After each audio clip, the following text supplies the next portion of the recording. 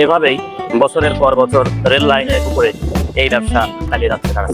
কেউ বা ছোট কাজ থেকে শুরু করে এখন বৃদ্ধের খাতায় নাম লিখে নানা রকম ঝুঁকি নিয়ে এভাবেই দিনের পর দিন তারা ব্যবসা চালিয়ে যাচ্ছে। ঝুঁকি মানে কি? ঝুঁকি আমি করলেও আমার খাজনা দেবো আর ওই লোক গাল খাবো। এই বেতের হাটে প্রত্যেকদিন আমরা একটা করে বেত দিই সুরাব নামের একটা লোকের খাজনা বাবদ। আর প্রত্যেকদিন এই রেল কোম্পানির লোক আসে আমার হাট এনতে হলে উঠো দিবার চায়। আমরা তো ধরেন একটা বিপদের বিধি আছে আমরা এই বেতটা নিয়ে আমরা যাবো কই?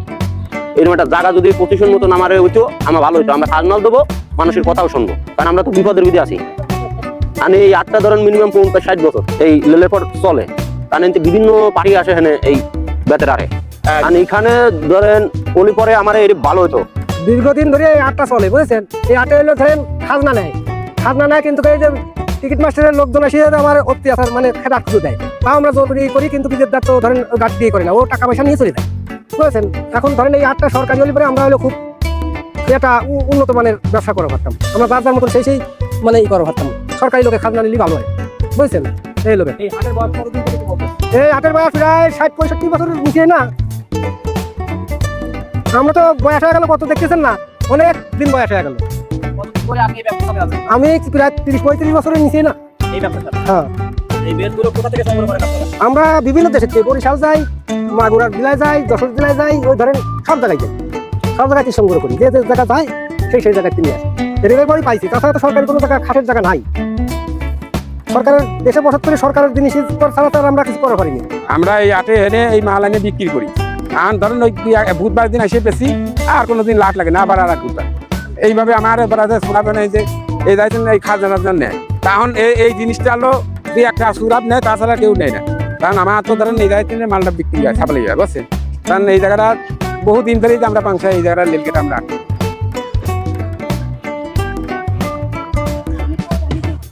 আসসালামু আলাইকুম সুপ্রিয় দর্শক শ্রোতা, স্বাগতম জানাই এই বেতের হাট থেকে। প্রিয় বন্ধুরা, আজ আমি এখন এই মুহূর্তে অবস্থান করছি রাজবাড়ী জেলার পাংশা উপজেলার ঠিক রেলওয়ে স্টেশন সংলগ্ন। সপ্তাহের প্রতি বুধবারে এরকম হাট বসে, ক্রয় বিক্রয় করা হয় এই বেত। আজকে আমি এই বেতের কাহিনী তুলে ধরবো আপনাদের সামনে। কোথা থেকে সংগ্রহ করে, বেত দিয়ে কি কি তৈরি করা হয়, বেত সর্বশেষে কে ব্যবহার করে, তার বিস্তারিত। শত শত বছর পূর্বের যে হাট, এই হাটটি অত্যন্ত ঝুঁকির মধ্যে রয়েছে। প্রতিনিয়ত ট্রেন যাওয়া আসা করে, তারই মাঝে এইভাবে ব্যবসায়ী ভাইরা তাদের ব্যবসার কার্যক্রম চালিয়ে যাচ্ছে। সরাসরি শুনবো তারা কেমন আছে, তাদের জীবনে দুঃখ কষ্টের গল্প। প্রিয় দর্শক, চলুন কথা না বাড়িয়ে আমরা দেখতে থাকি ব্যতিক্রম ধর্মী এই বেতের হাটের গল্প কাহিনী। আমরা ধরেন এই বেতটা কিনে নিয়ে আসি, খুব পরিশ্রম করে কাটিয়ে নিয়ে আসি, হাতে কাঁটার খুচা মুচা লাগিয়া এখন হাত মাত কিচ্ছু থাকে না। কিন্তু তারপরও আমরা 4টের সময় এখানে নামিছি, গাড়ি ঘোড়া ঠিক মতন পাইনি। তারপরে এত কষ্টের পর আমাদের ব্যাগ দাম দিতে হবে, যদি না দেয় তাহলে কি কাটা যায় না, আমরা গরিব মানুষটা বাঁচবো কিভাবে? আর বর্তমান কথা যে আপনারা যদি দাম দেন ঠিক মতন, আর এই যে লেলের জায়গাটা আমরা যেন ব্যাগ পাতি, এই জায়গাটা লেলের জায়গাটা আমাদের দিতে হবে। বর্তমান কিছু খালি বুধবার দিন এই 8টা যাতে আমরা ব্যাগটা যাতে বাঁধিয়ে বেচতে পারি সুস্থ মতন। কিন্তু আপনারা এই ইয়েতে আমাদের ব্যাচের দামটা ঠিক মতন দেবেন, আর আমরা বর্তমান যাতে কাটি কুটিয়া নিয়ে দুটিয়ে পয়সা কামাই করে খাওয়ার পারি, মাছ শালবাল নিয়ে।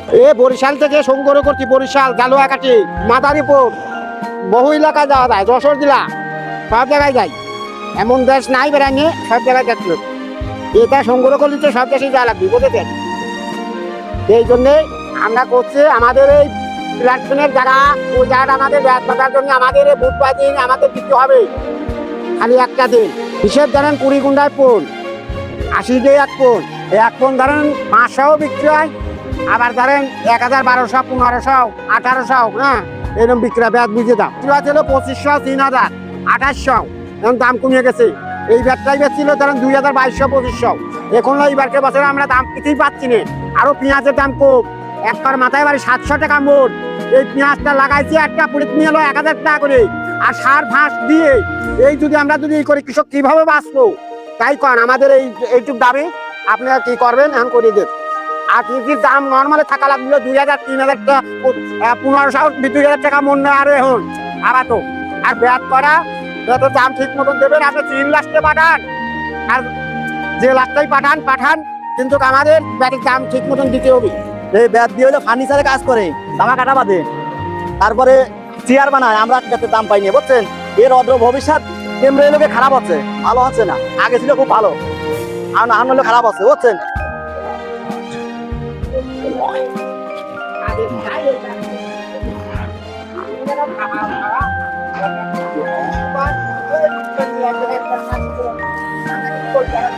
ঘটনা হলো যে আমরা তো জানতাম যে দামা বানায়, পালা বানায়, শেয়ার বানায়, বুঝছেন? তা এখন আমরা তো বেশি এলাই রেলের আসি।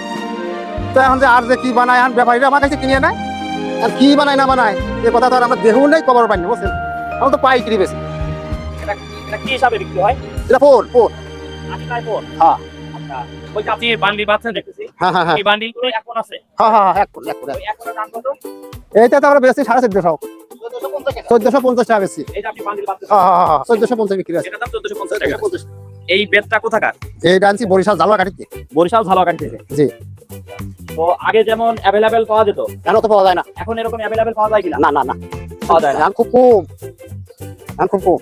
এটার অদূর ভবিষ্যৎ কেমন যদি একটু বলতেন? ওদের ভবিষ্যৎ আনলি পরে এখন বর্তমান আগের মতন অত আদর নাই, এখন কম আছে, বুঝছেন?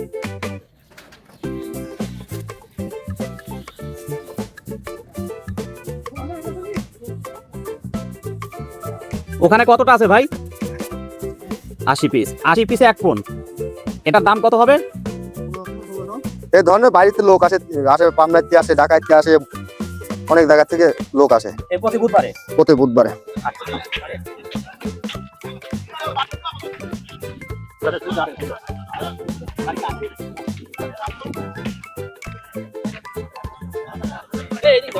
দাঁড়াও।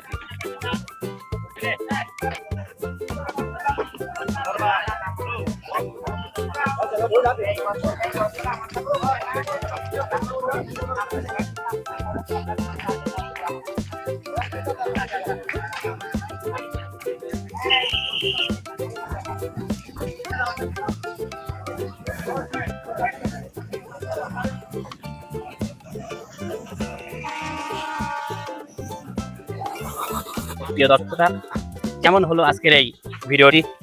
অবশ্যই ভালো লেগেছে। ভালো লেগে থাকলে লাইক, কমেন্ট ও শেয়ার করতে ভুলবেন না। সেই সাথে এরকম ভিডিও ব্যতিক্রমী, যা সচরাচর দেখা যায় না, হয়তোবা অনেকে জানেনও না এই বেত দিয়ে কি কি তৈরি হয়। আজকের এই ভিডিওতে আমি সমস্ত কিছু তুলে ধরেছি, কোথা থেকে সংগ্রহ করে, প্রত্যেকটা বেতের কেমন দাম, এরা কেমন রয়েছে, তার বিস্তারিত। প্রিয় দর্শক শ্রোতা, যদি ভালো লেগে থাকে অবশ্যই একটি লাইক, কমেন্ট ও শেয়ার করবেন। সেই সাথে প্রতিনিয়ত যদি এরকম ভিডিও দেখতে চান তাহলে অবশ্যই আমার এই ছোট্ট পরিবারকে বড় পরিবারে রূপান্তর করার জন্য আপনার সাবস্ক্রাইবার খুবই প্রয়োজন। তাই বলবো, এরকম ভিডিও দেখতে চাইলে অবশ্যই সাবস্ক্রাইব করে সঙ্গে থাকবেন।